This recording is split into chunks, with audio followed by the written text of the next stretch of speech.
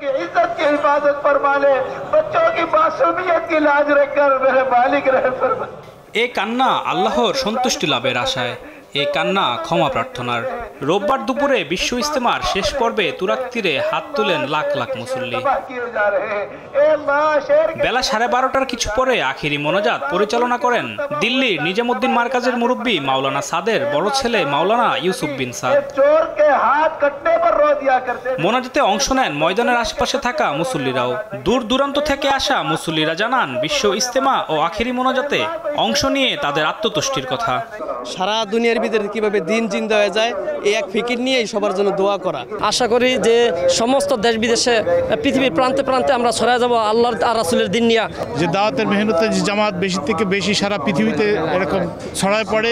সন্তান এবং সন্তানের জন্য আল্লাহর কাছে যা চাওয়ার চা চাইছি তাদের রিজিক কিসমত যেন আল্লাহ ভালো রাখে। সুবহানাহু ওয়া তাআলা যেন আমাদের সন্তানদেরকে নেক সন্তান হিসেবে কবুল করে। এর আগে আখিরি মোনাজাতে অংশ নিতে দেশের বিভিন্ন প্রান্ত থেকে টঙ্গীর তুরাগ তীরে আসেন মুসল্লিরা। বিভিন্ন খিত্তায় অবস্থান নিয়ে ইসলামিক বয়ান ও দিক নির্দেশনা শুনেন তারা।